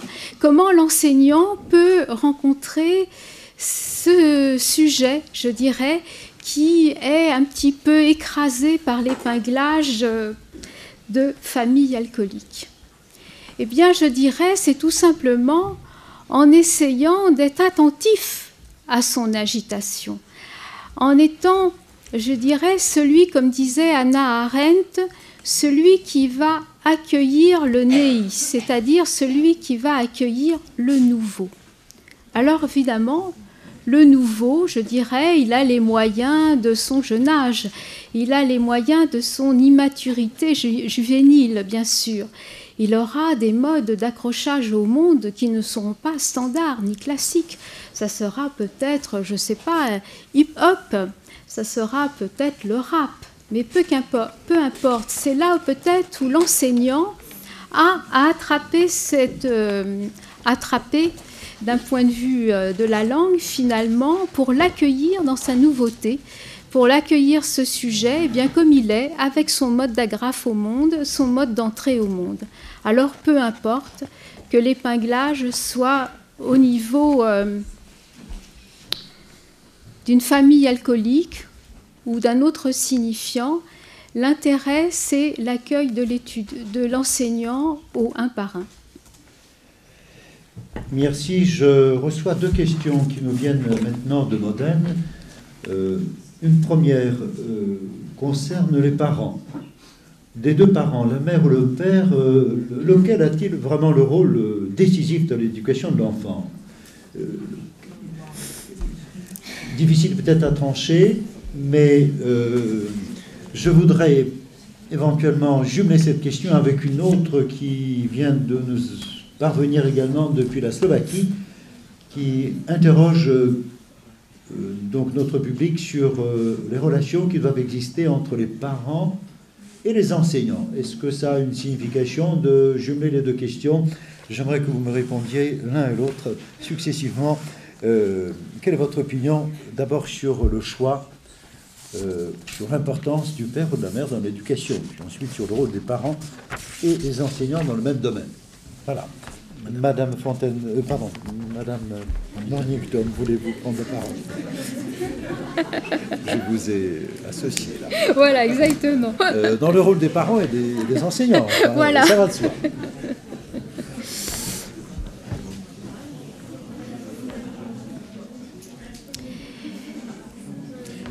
Eh bien, c'est une question de taille et qui est très vaste, surtout à l'heure de la naissance assisté médicalement. Hein, c'est-à-dire qu'à l'heure actuelle, nous pouvons anticiper qu'un sujet sera issu de la sœur de sa mère, qui leur a été portée par une cousine ou une amie, et dont le père sera son grand-père, voire un ami de son oncle, etc. Nous pouvons anticiper aussi que dans 2 décennies, certainement, peut-être je me trompe, nous aurons à rencontrer des sujets qui seront issus de clonage. Comment pourrons-nous les accueillir? Quelles seront les places qu'ils pourront trouver dans le langage? Quelle sera finalement pour eux l'attribution qu'ils pourront donner à la fonction d'un père ou à la fonction d'une mère? Ça, c'est une question qui est capitale, car nous sommes à un tournant. Nous sommes à un tournant, et c'est vrai quand Freud s'est intéressé et s'est interrogé sur la fonction du nom du père, au moment où son père est lui-même décédé, il a écrit Totem et tabou. Vous savez que Lacan, M. Fontaine y a fait référence, Lacan a désigné la fonction du nom du père parce que pour lui, il y avait des retombées sur sa vie privée, la fonction du nom du père. Alors c'est vrai qu'à l'heure actuelle, on entend, après mai 68, finalement, qu'il faut y avoir un retour de l'autorité, que le père est important, etc. Ce n'est pas moi qui vais le dénigrer, mais je dirais attention. Il ne faut pas confondre le père autoritaire et puis la fonction. La fonction, c'est complètement différent. Et la fonction, je dirais, elle ne peut être amenée que si elle est présentifiée dans le langage, par qui? Par les femmes, par les mères, par celles qui remplissent la fonction d'une mère, d'une maman. Si elle ne parle pas des hommes, si elle ne parle pas du père, si elle n'annonce pas sa présence,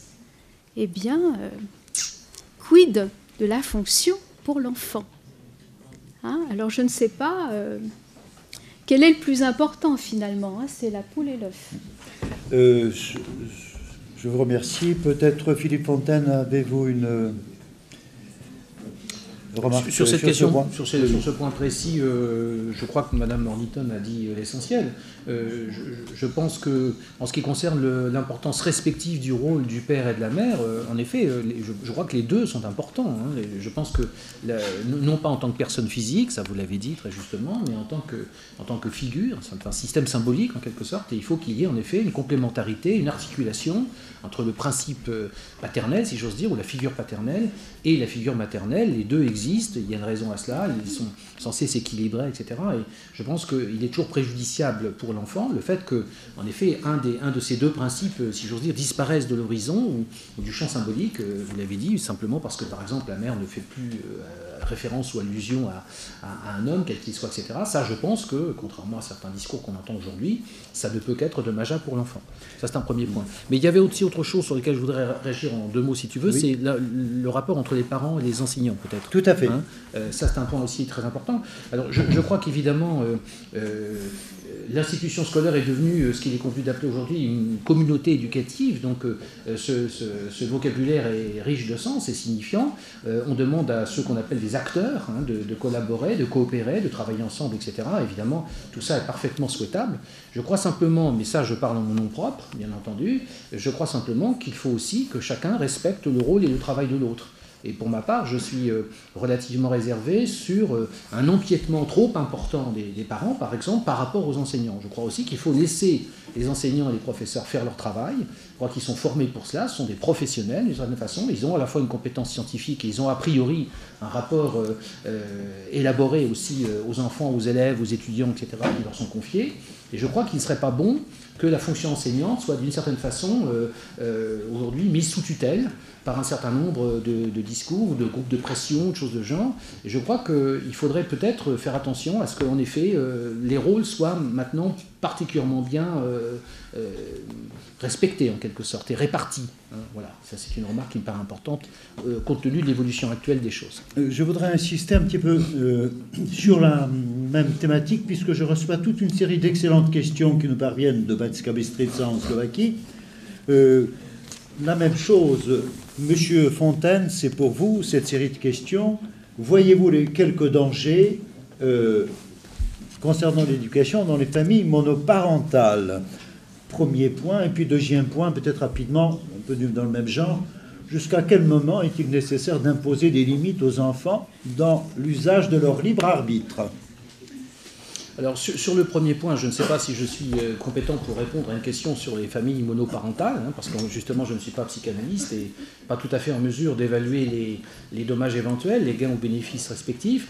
Ce que je dirais simplement, c'est que les familles monoparentales, dont vous savez que l'évolution de la société fait qu'aujourd'hui elles sont en train de devenir de plus en plus nombreuses, statistiquement parlant, je ne suis pas absolument paniqué par ce phénomène, mais simplement il y a une condition, mais Madame Mornington en a très bien parlé à l'instant, c'est simplement le fait que la famille monoparentale ne veut pas dire que les deux figures, paternelle et maternelle, ont disparu. La question est de savoir s'il y a une référence à l'autre principe, quelle que soit donc la personne qui a l'autorité sur les enfants et qui constitue en quelque sorte cette famille monoparentale.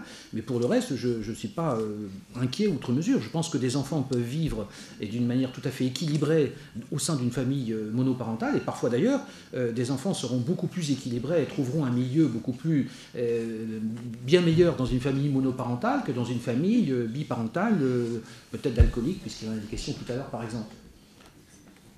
Il y avait une deuxième question, je crois. La deuxième question, c'est jusqu'à quel moment est-il nécessaire d'imposer des limites aux enfants dans l'usage de leur libre arbitre? La question se détruit d'elle-même puisqu'il n'y a pas de libre arbitre de l'enfant. Donc il n'y a aucune raison de laisser la liberté au libre arbitre de l'enfant puisque l'enfant n'a pas de libre arbitre. Le libre arbitre est une notion qui ne peut avoir qu'une seule signification, c'est la notion de liberté. La notion de liberté implique l'autodétermination. L'enfant est précisément dans une situation où, du fait de son immaturité, et pour des raisons que justement Freud a parfaitement bien montrées, l'enfant n'est pas en mesure de s'autodéterminer.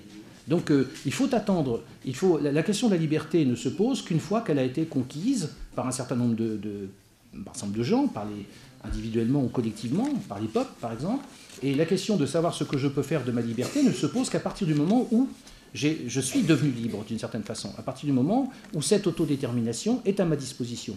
Dans le cas de l'enfant, on voit assez mal ce que la question peut signifier, à moins de considérer que respecter le libre arbitre de l'enfant est tout simplement s'abstenir de toute espèce de contrainte éducative à son égard, de tout geste éducatif que ce soit, de ne rien lui refuser et de le laisser macérer dans ce que, en effet, Freud appelait tout à l'heure l'omnipotence narcissique infantile. À ce moment-là, je demanderai aux cliniciens de prendre le relais et de montrer les dégâts considérables que ce type d'éducation libertaire, qu'on a vu d'ailleurs sévir aux États-Unis à une certaine période, a pu faire. On a produit ainsi à la chaîne des petits psychotiques. Alors je ne sais pas si c'est ce qu'on veut faire de son enfant. Si ce n'est pas le cas, je pense que la question du libre arbitre de l'enfant n'a pas de sens. Simplement, elle est l'expression d'une certaine idéologie actuelle, qui est extrêmement efficace, extrêmement pugnace, et qui laisse planer cette idée que l'enfant saurait déjà à 2 ou 3 ans exactement ce qu'il veut. Pour ma part, je prétends le contraire. Nous allons donc donner la parole à notre public à Sèvres, à tous les élèves qui sont là depuis 1h30, bien patients. Je reviendrai sans doute aux questions posées par nos partenaires via chat tout à l'heure. Voilà, s'il y a des questions relatives à ces deux exposés, y compris aux questions qui ont été posées par nos partenaires, je vous donne volontiers la parole.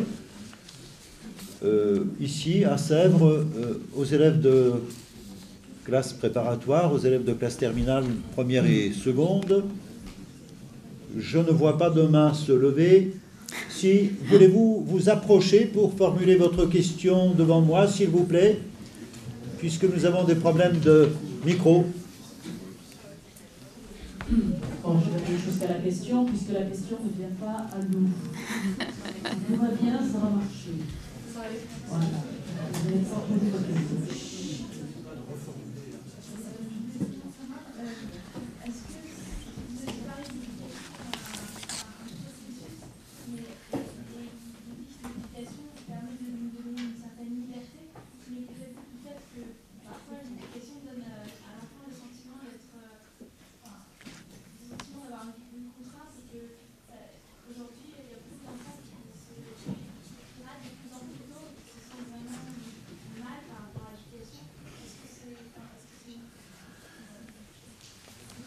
Merci, je voudrais reformuler la question.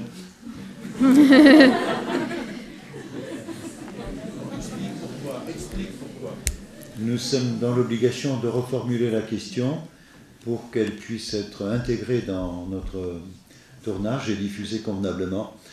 Donc, si nous avons bien compris ici, parce que j'avais du mal à vous entendre, vous vous interrogez sur la raison pour laquelle l'éducation, qui doit donner un sentiment de liberté ou d'autonomie, engendre-t-elle si souvent un sentiment de malaise et d'échec, en gros. Voilà. Est-ce que, Madame Mornington, vous voudriez revenir sur cette question et éventuellement répondre à la salle ? Si vous voulez, je reviendrai un petit peu sur les effets du discours de la science. Si j'ai bien écouté ce qui se disait là depuis quelques instants, eh bien, j'entendais des signifiants comme ça qui arrivaient jusqu'à nous. Hein, on a eu comme signifiant qui épinglait comme ça famille alcoolique. On a eu famille monoparentale aussi. Hein. Quels sont les effets de ces signifiants sur le sujet? Hein, on en a peut-être une petite idée déjà à l'heure actuelle. Hein. On sait au moins que ça vient épingler le sujet. Ça vient l'épingler et ça vient l'insérer dans une grille de discours, celui de l'évaluation, qui va le placer, je dirais, dans une petite case. Hein, qui va le placer dans une petite case qui aura comme effet eh bien, un effet de ségrégation. Hein, d'où la difficulté pour les uns et les autres de se tirer de cet effet de ségrégation. Alors pourquoi en est-on arrivé là? C'est un peu la question là que vous venez de poser. Pourquoi certains jeunes, comme vous dites, se sentent très mal, hein, ou se sentent mal tout simplement, un certain malaise qui peut être temporaire. Pourquoi à l'heure actuelle, finalement, dans nos sociétés où nous sommes envahis, je dirais, d'objets de consommation, pourquoi finalement, eh bien, est-on peut-être un petit peu plus mal qu'avant, ou aussi mal qu'avant? On peut s'interroger là-dessus.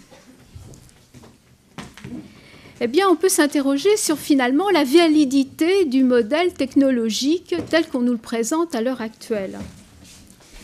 C'est un modèle technologique qui s'insère finalement dans un discours qui a une logique, celle du discours capitaliste.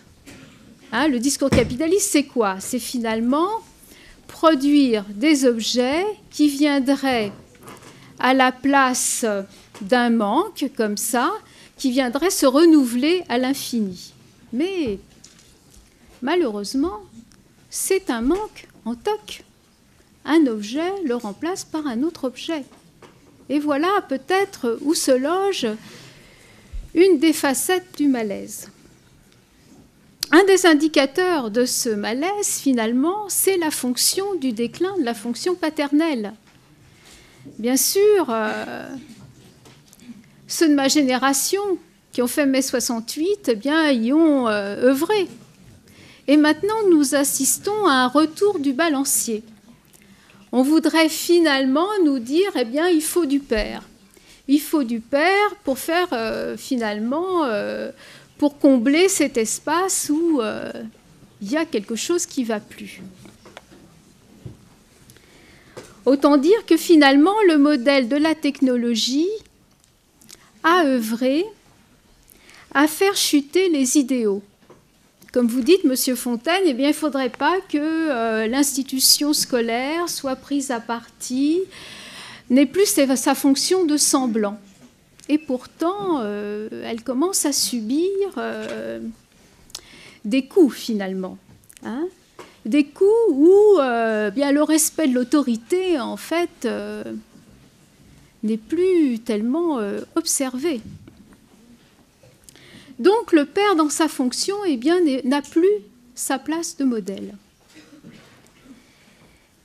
C'est-à-dire qu'il ne peut plus se montrer comment il ne peut plus montrer comment il sait y faire avec sa vie.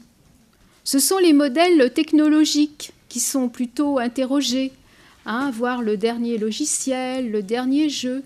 C'est là où la question finalement des uns et des autres vont se loger, voir sur les chats, etc. Mais avoir un rapport comme ça virtuel avec l'autre interdit finalement qu'il vous montre son désir, c'est-à-dire qu'il vous montre eh bien, la place de son manque. Et c'est peut-être là où le malaise vient prendre une petite place. Merci pour cette réponse. Je donne toujours la parole à notre communauté sévrienne. Mademoiselle, si vous voulez bien vous approcher peut-être de nous, comme ça. Plus fort, s'il vous plaît. Pardon, il y a juste quelque chose que je n'ai pas bien compris, c'est si on peut finalement apprendre à éduquer ou non. La question qui vient d'être posée, est-ce que finalement il est possible d'apprendre à éduquer ou non, Monsieur Fontaine? Oui, question évidemment difficile et surtout question sensible, hein, puisqu'elle est au cœur d'un certain nombre de débats actuels, en particulier au sein de l'école et au niveau des plus hautes instances qui sont responsables de la politique éducative, puisque ça concerne, votre question par exemple indirectement, enfin, ou même directement, concerne la formation des enseignants, bien entendu. Je suis un peu embarrassé pour vous répondre parce que je ne voudrais pas avoir l'air de faire la provocation, mais je serais presque tenté de dire qu'en effet, on ne peut probablement pas apprendre à éduquer. Je pense qu'on peut apprendre à être un enseignant d'une certaine façon, c'est-à-dire qu'au sens où il faut d'abord s'assurer qu'on a d'abord se donner une très bonne formation personnelle, une très bonne compétence scientifique dans son domaine, ça me paraît être la moindre des choses. Il faut le rappeler parce qu'il y a une époque où on laissait entendre que au fond c'était pas très important en effet. Par exemple, il n'est pas nécessaire de savoir le latin pour apprendre le latin à Jean, il fallait connaître Jean, c'est vrai, vous l'avez dit tout à l'heure, mais c'est bien aussi pour enseigner le latin de savoir le latin, par exemple. Autrement dit, il faut d'abord que l'enseignant ait une compétence scientifique dans son domaine. Maintenant, après, si vous voulez, si nous touchons à la question effectivement de ce qui se passe dans la relation enseignant-élève, qui n'est pas, je tiens à insister là-dessus, qui n'est pas, à mon avis, la même chose que la relation parent-enfant. Il faut justement que ce soit très clair. Hein. L'enseignant n'a pas à se placer dans une posture, une position qui est celle des parents par rapport à l'élève qu'il a en face de lui. Ça n'est pas son enfant, c'est un élève. Donc c'est tout à fait différent. Donc effectivement, on peut apprendre des techniques, je dirais, de transmission de connaissances. Pourquoi pas? C'est-à-dire qu'on peut apprendre à faire une bonne leçon, on peut apprendre à faire un cours, etc. Donc si c'est ça votre question, je répondrai oui. Mais vous voyez bien que je pense qu'il y a autre chose derrière votre question et que pour ce qui est après de la question de savoir ce que c'est qu'un bon enseignant, pourquoi certains professeurs sont de bons enseignants, passionnent leurs élèves, les fascinent et constituent pour eux des modèles d'identification, puisque j'y ai fait allusion tout à l'heure, là je crois qu'il y a une espèce d'alchimie secrète qui tient à la personnalité de chacun et qu'à mon avis on ne peut pas apprendre ni dans les écoles, ni dans les IUFM et tout centre de formation que vous pourrez imaginer. Je crois que simplement, il me semble qu'un contresens total, c'est de dire qu'il n'est pas nécessaire aujourd'hui d'être un bon spécialiste de sa discipline, mais il faut simplement apprendre à apprendre, pour reprendre le slogan à la mode. Là, je serais assez sévère, mais je m'abstiendrai davantage de commentaires peut-être sur ce sujet sensible. Je serais assez sévère avec ce slogan, car c'est rien d'autre qu'un slogan, qui est qu'il faut apprendre à apprendre. Je crois qu'un bon enseignant, je crois que les meilleurs professeurs que nous avons eus, les uns ou les autres, n'étaient pas nécessairement des gens qui étaient bons professeurs parce qu'ils étaient passés dans je ne sais quel institut de formation où on leur avait appris comment il fallait faire devant des élèves. Les enseignants savent mieux que personne à quel point des élèves, une classe, c'est un ensemble extrêmement imprévisible, c'est un ensemble constitué d'individus qui sont tous différents, qui sont des individualités particulières. Chaque individu est singulier, différent, il est riche effectivement de sa personnalité bien sûr. C'est ça qui est très difficile à appréhender, c'est très difficile de se rapporter à ce groupe, de trouver exactement la posture adéquate. Je ne suis pas sûr qu'on puisse l'apprendre, si vous voulez mon sentiment, pour vous répondre très nettement. Je ne suis pas sûr qu'on puisse l'apprendre. Maintenant, ça ne veut pas dire bien sûr qu'il ne faut pas former des enseignants, au contraire. Plus ils seront formés, mieux ce sera, à tout point de vue. Mais commençons d'abord par leur donner une très solide compétence scientifique dans leur discipline. Faisons en sorte que les enseignants, recrutons les enseignants parmi les gens qui aiment leur discipline, parmi les gens qui ont envie d'enseigner. Je ne suis pas sûr que ce soit toujours le cas.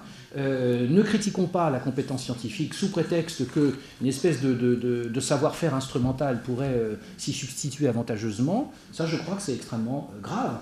Et on mesure les conséquences que ça peut avoir aujourd'hui, enfin, dans le domaine de l'instruction et de l'école. Voilà.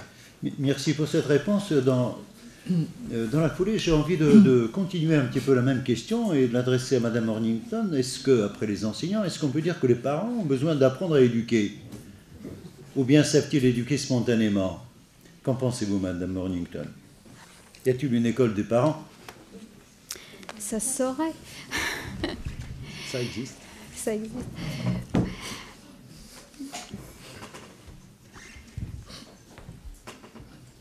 Vous savez, dans les années 20, Freud avait préfacé un livre d'un de ses élèves qui s'appelait Auguste Eichhorn, que M. Fontaine, d'ailleurs, dont M. Fontaine vous a cité quelques extraits dans le premier article qui est sur le site, où Freud, justement, ce Auguste Eichhorn était un éducateur. Il avait accueilli plusieurs adolescents dans les années 20 qui faisaient question à la société de l'époque. Et il avait certaines vues éducatives. Et il avait demandé à Freud, finalement, de venir voir un petit peu ce qui se passait, de lui apporter, évidemment, des trucs, s'il en avait, des petits secrets, un petit savoir-faire. Et Freud lui avait répondu par, eh bien, on a affaire à l'impossible, là. Alors pourquoi avait-il recouvert comme ça par ce vocable impossible, hein? Il avait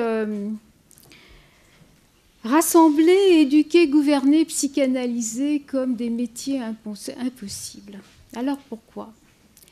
Eh bien, je dirais que éduquer, hein, que ce soit du côté de l'enseignant ou comme du parent, c'est une difficulté énorme parce que nous nous heurtons en tant que sujet pris dans les raies du langage, eh bien, à la structure même du langage. C'est-à-dire que actuellement, je le répète, c'est mon couplet, vous avez bien compris, le discours de la science nous propose une structure binaire du langage. Il nous propose quoi? La structure qui a été proposée par Pavlov, au rat, c'est-à-dire c'est stimulus-réponse. Et certains voudraient que dans les sciences de l'éducation, qu'on applique finalement ce procédé. Hein, on stimule le sujet, on stimule le rat, on stimule la grenouille, ça me rappelle des séances de laboratoire, et puis paf, il y a un déclic, hein, on voit la cuisse de la grenouille se détendre, etc. Et on mesure tout, et voilà l'effet. Eh bien là, je dirais que c'est presque du fantasme du scientifique. Et c'est bien ce qui nous paraît à l'heure actuelle la difficulté, tant au niveau des parents qu'au niveau des enseignants. C'est qu'on se heurte finalement à une structure du langage qui n'est pas binaire. Et les uns et les autres, nous le savons, nous l'avons rencontré maintes fois. C'est là où se loge la difficulté. Alors je ne sais pas si on peut l'apprendre. Ça, c'est peut-être l'objet d'un autre rendez-vous. Merci pour cette réponse. Je voudrais que Philippe Fontaine nous donne un petit peu son sentiment sur la question, les parents ont-ils besoin d'être éduqués? Ont-ils besoin d'apprendre pour éduquer? Ou bien le savent-ils spontanément? Je serais tenté de répondre, hélas, que c'est ni l'un ni l'autre. Ce qui vérifie bien ce que disait Freud, à savoir que c'est décidément, vous l'avez rappelé, une tâche impossible. À la fois que d'enseigner, enfin d'éduquer et probablement aussi d'être parent. Je ne pense pas qu'on puisse évidemment apprendre à être parent. Je ne vois pas comment, là aussi je ne vois pas à quel institut de formation il faudrait s'adresser. Je ne vois pas quel type de formateur pourrait prétendre avoir une compétence dans ce domaine. Ça me paraît très difficile. On peut simplement s'efforcer, avec toute la bonne volonté du monde qu'on peut avoir en soi quand on est parent, et évidemment on veut le bien de ses enfants. Le problème c'est que vouloir le bien de ses enfants est parfois mauvais conseilleur. Non, je ne pense pas qu'on puisse apprendre à être de bons parents. On peut simplement s'informer, on peut évidemment mettre toutes les chances de son côté pour essayer d'éviter un certain nombre d'erreurs. Je crois qu'en l'occurrence, là, je reprendrai ce que Freud disait. Bon, probablement qu'une petite connaissance de la psychologie humaine, de la psychanalyse, etc., est tout à fait profitable dans ce domaine. Maintenant, après, apprendre à être de bons parents, non, puisque c'est une question d'amour, c'est une question la question est de ne pas se tromper dans les remèdes à appliquer, dans la façon de se rapporter à son enfant, de façon à ne pas faire à ne pas commettre d'erreurs, alors même qu'on est animé par les meilleures intentions du monde. C'est quand même le risque qu'il y a. Je n'ai pas le temps de développer ce thème, mais j'ai fait longuement allusion dans le texte que M. Michalewski mettra en ligne, que je lui ai donné tout à l'heure, n'est-ce pas, à la suite de notre débat, où là je reviens sur la question des méthodes et sur le problème de la pédagogie, puisqu'aujourd'hui, l'éducation, au fond, est une notion qui tente à disparaître et qui est de plus en plus supplantée par la notion de pédagogie, ce qui n'est pas anodin, ce qui n'est pas insignifiant, parce que ce n'est pas la même chose. Mais justement, la pédagogie prend de plus en plus le pas sur la question de l'éducation. Alors pour revenir aux parents, non, je ne pense pas qu'on puisse apprendre à être de bons parents. Il faut seulement être extrêmement vigilant.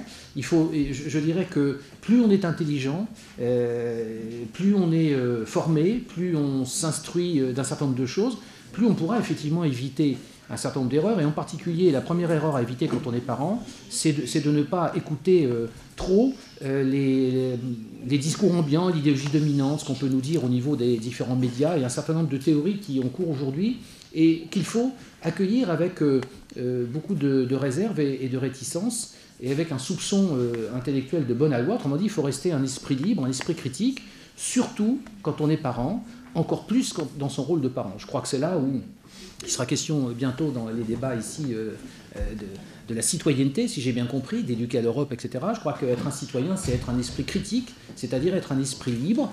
Et je crois qu'être parent, c'est vraiment réfléchir à la fonction, à l'enjeu qu'il y a à être parent. Qu'est-ce que ça veut dire avoir des enfants? Qu'est-ce que ça signifie que d'élever des enfants? Et qu'est-ce que je peux faire pour les élever au mieux, pour les aider au mieux à devenir eux-mêmes des êtres libres, autonomes, des êtres qui seront épanouis, des êtres qui pourront créer leur propre projet de vie, des êtres qui pourront effectivement être dans une situation créatrice à quelque niveau que ce soit par rapport à leur existence. Alors évidemment, c'est très difficile, c'est même probablement impossible, et vous savez d'ailleurs qu'il y a une anecdote, et je terminerai là-dessus, à Freud, alors qu'il arrivait, je crois, à la fin de sa vie en exil en Angleterre, chassé par les persécutions nazies, et une vieille dame anglaise très digne, comme sont toutes les vieilles dames anglaises, n'est-ce pas, lui pose la question, il lui dit « Alors maître, vous qui êtes un très fin connaisseur de l'âme humaine, pouvez-vous me dire comment il faut faire, ce qu'il faudrait faire pour réussir l'éducation de ses enfants ?» Et Freud a laissé tomber cette formule, peut-être inspirée par le pessimisme du moment, n'est-ce pas, du vieux Freud.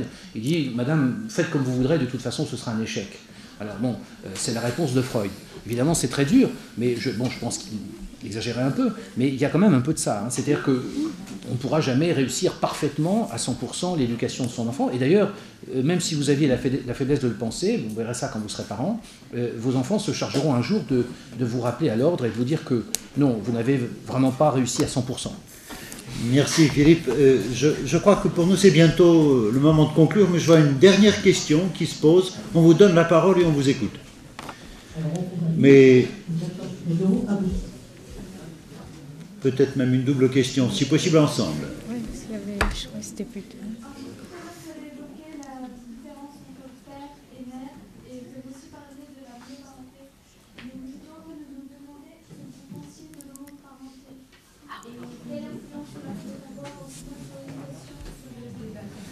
Il y a une deuxième question, donc la première.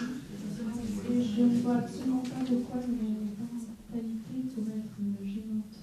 Parce que le vaccin pour être parent et homosexuel, on désire forcément son enfant et c'est tellement. Un enfant dans une famille classique a souvent des doutes. Comme vous disiez tout à l'heure, de toute façon, ce n'est jamais totalement réussi. Donc, comme il se sent aimé, je ne vois pas pourquoi, à partir de là, c'est l'essentiel. Merci pour cette double question qui est une seule. Famille monoparentale, famille homoparentale. De toute façon, il y a toujours échec dans une éducation familiale. Ça sera peut-être le moment aussi de conclure, puisque nous avons un horaire ou un sujet d'un autre débat. Si vous voulez poursuivre, je donnerai la parole d'abord à Madame Stark-Monington pour nous éclairer sur cette importante question de notre temps. Écoutez, votre question vient à propos parce qu'elle vient après une rencontre que j'ai faite hier. Sans dévoiler, je dirais, le secret médical, j'ai rencontré une petite jeune fille qui m'a parlé de sa maman que j'avais en effet rencontrée quelque temps avant. Et puis, lorsque je lui faisais remarquer quelques points qui me semblaient très, très apparents, elle me dit, écoutez, je dois vous dire, en fait, ma mère, c'est l'autre. Alors, j'ai dit, ah bon? L'autre? Eh bien, oui, en effet, j'ai 2 mères. Vous voyez, donc pour cette petite, elle avait 2 mères. Et bon, il y avait des difficultés, bien sûr, autour de ces 2 mères. Mais ce qui avait, je dirais, émergé en premier, eh bien, ce n'était pas du tout l'histoire des 2 mères. C'était plutôt la relation à la fonction de la mère. Voilà ce qui était sorti en premier. Voilà, c'est ce qu'on pourrait dire. J'ai rencontré aussi, une autre fois, ça me fait penser à ça par association, à une autre petite jeune fille qui m'avait dit « Oh, moi, tu sais, j'ai 3 mères. Il y en a une qui habite gare Saint-Lazare, l'autre gare du Nord et une autre gare de l'Est. » Alors, je lui ai demandé « Mais laquelle préfères-tu ?»« Ah, celle à la gare du Nord. » Voilà, ça vous donne une idée de réponse. Merci.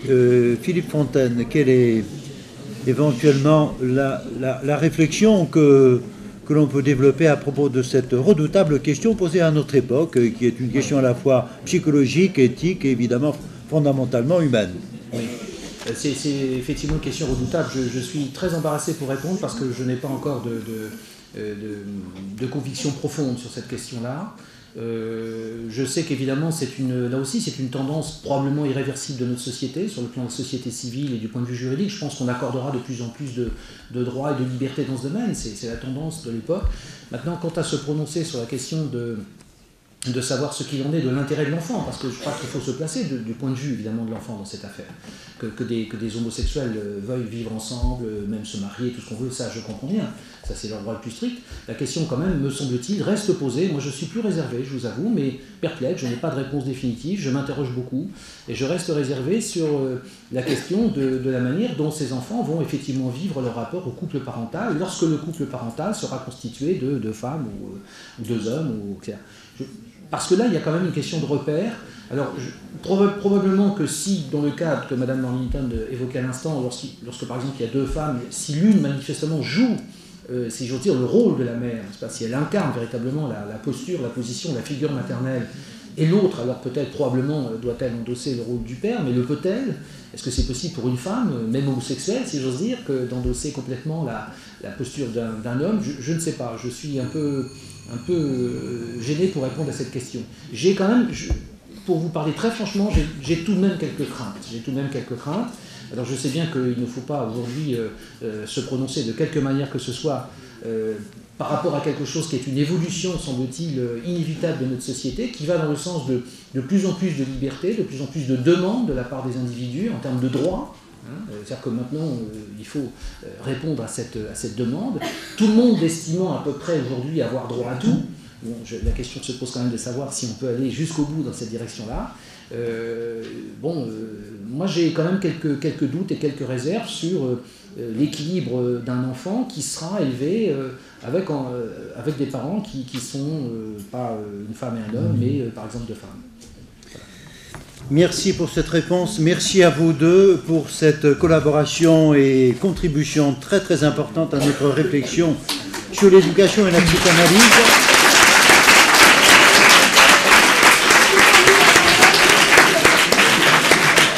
Merci également à nos partenaires que je salue très cordialement et je remercie pour leurs questions et leur préparation au nom de nous tous à Sèvres et à très bientôt pour une prochaine réunion le 20 mars en direct également sur Internet. Bonsoir à tous, merci encore.